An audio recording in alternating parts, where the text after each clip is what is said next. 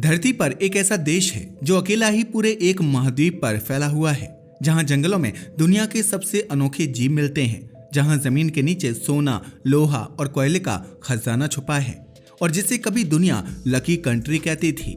एक ऐसा देश जहां लोग सपनों के साथ बसने आते थे, क्योंकि यहाँ नौकरी थी, पैसा था और एक बेहतर भविष्य का वादा था।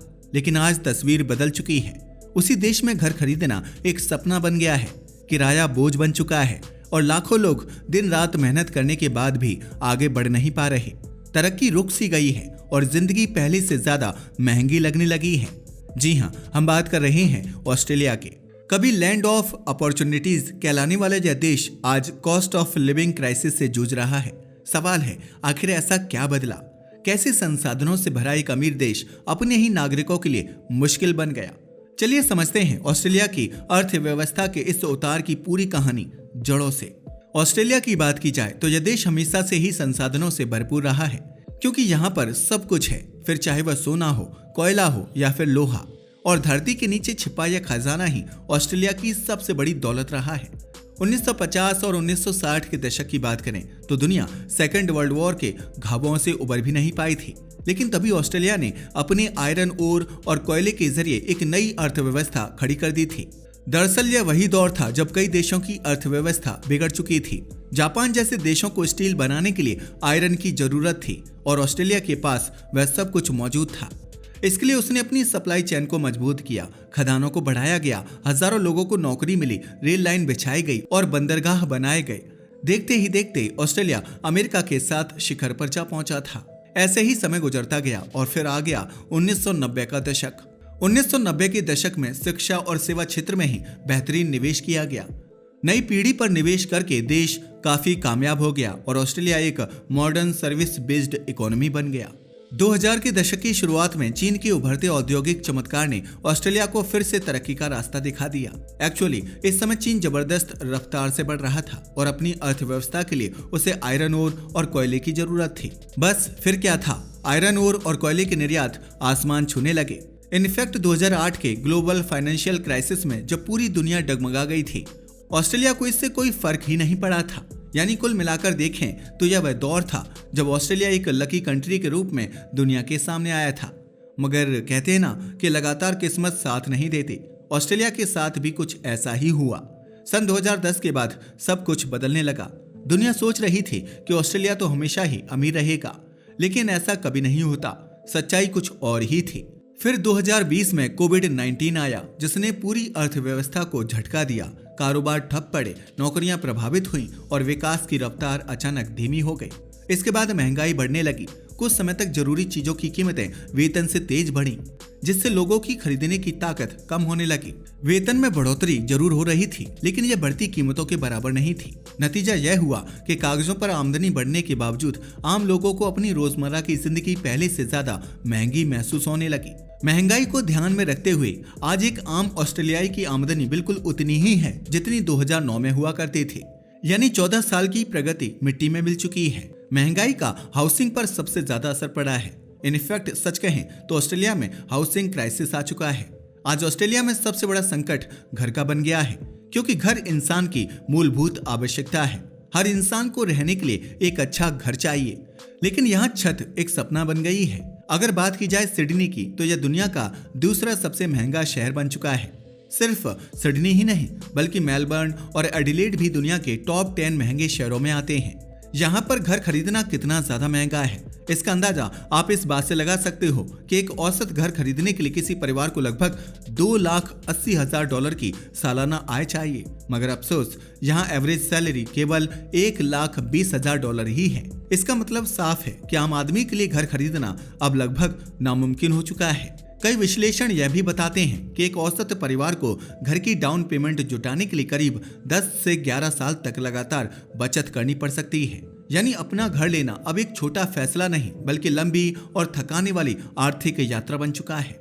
और समस्या सिर्फ खरीदने तक सीमित नहीं है, किराए पर रहना भी अब कम चुनौतीपूर्ण नहीं रहा। कारण साफ है, उपलब्ध घरों की संख्या मांग के मुकाबले कम पड़ रही है। जब रहने वालों की संख्या तेजी से बढ़े और घर उतनी तेजी से ना बने, तो किराया और कीमतें दोनों ऊपर जाना तय है। 2023 में सिर्फ 1,70,000 नए घर बने, जो पिछले 10 सालों में सबसे कम थे। अब सवाल उठता है, आखिर ऑस्ट्रेलिया में घर बन क्यों नहीं रहे? क्यों हर साल मांग बढ़ रही है लेकिन सप्लाई पीछे छूटती जा रही है? इसकी जड़ें सिर्फ अर्थव्यवस्था में नहीं बल्कि ऑस्ट्रेलिया की जीवन शैली और हाउसिंग कल्चर में भी छिपी हुई हैं। दरअसल यहाँ के लोग सब अर्बन लाइफस्टाइल पसंद करते हैं।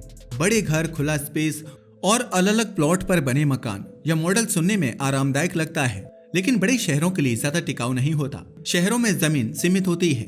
अगर कम जगह में ज्यादा लोगों को बसाना हो तो छोटे घर, अपार्टमेंट और हाई डेंसिटी हाउसिंग जरूरी होती है।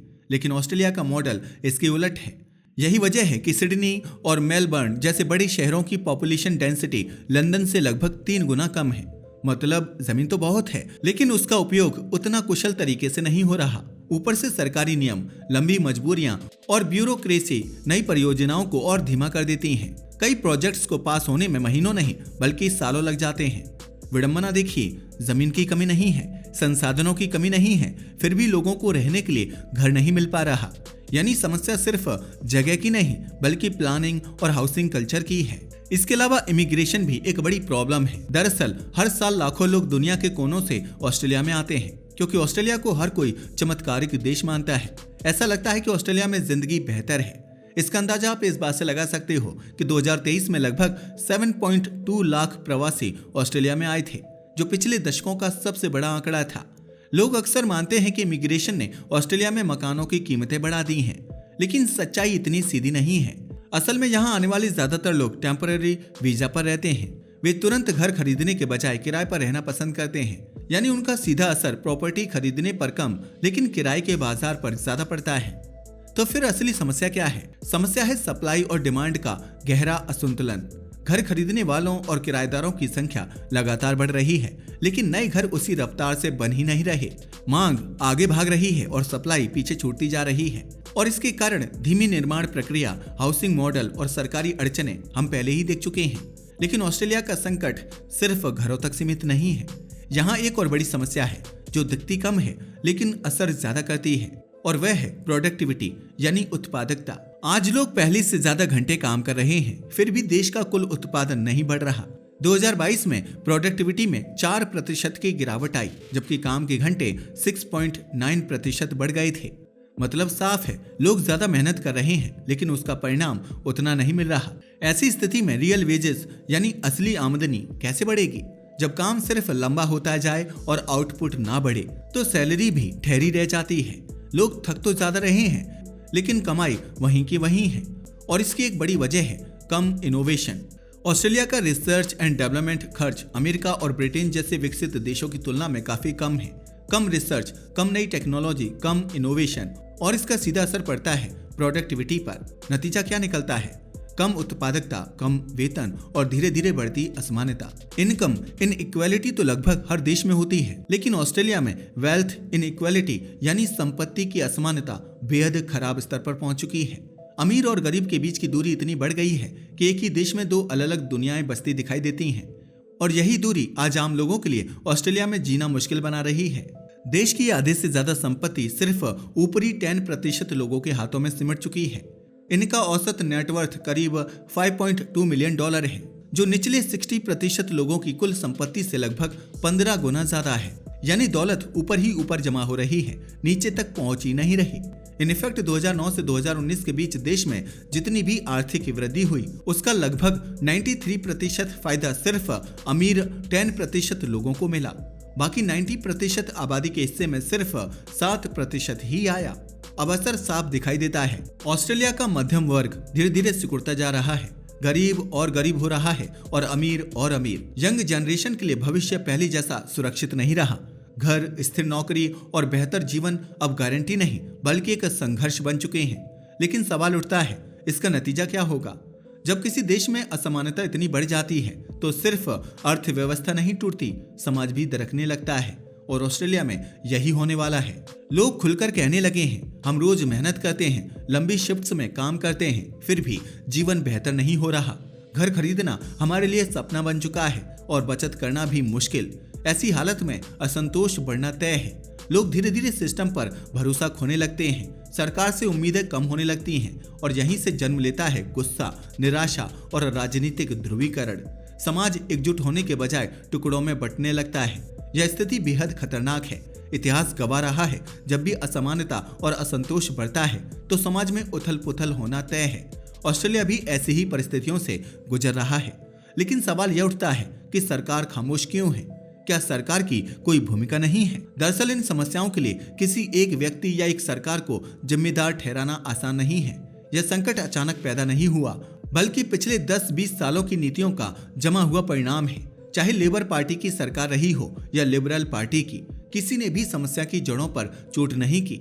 हर बार सिर्फ ऊपर ऊपर से समाधान ढूंढे गए, असली ढांचा कभी बदला ही नहीं गया। हाउसिंग टारगेट तो तय किए गए, लेकिन उन्हें पूरा करने के लिए न पर्याप्त जमीन दी गई, न तेज प्लानिंग, न ही जरूरी निवेश। नतीजा वही हुआ, लक्ष्य कागजों पर रह गए और लोगों की उम्मीदें धीरे धीरे टूटती चली गईं।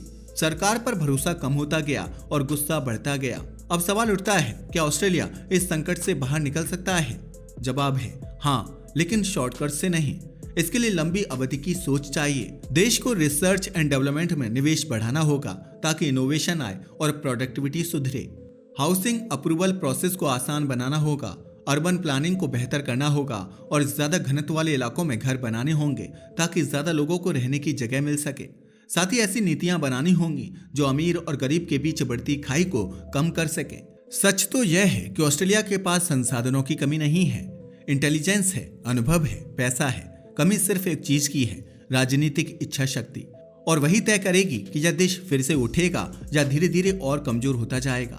कभी जिसे हेवन ऑन अर्थ कहा जाता था, वही देश आज अपने ही नागरिकों के लिए सर्वाइवल चैलेंज बनता जा रहा है। लेकिन यह सिर्फ ऑस्ट्रेलिया की कहानी नहीं है, यह हर उस देश के लिए चेतावनी है जो चमकती अर्थव्यवस्था के पीछे छुपी कमजोर नीतियों को नजरअंदाज करता है। क्योंकि जब नींव कमजोर हो तो महल ज्यादा दिन टिकता नहीं। अब आप बताइए, ऑस्ट्रेलिया के हालात पर आपकी क्या राय है? कमेंट करके जरूर बताइएगा। अगर वीडियो पसंद आए तो लाइक करें और चैनल को सब्सक्राइब करना मत भूलिएगा। धन्यवाद।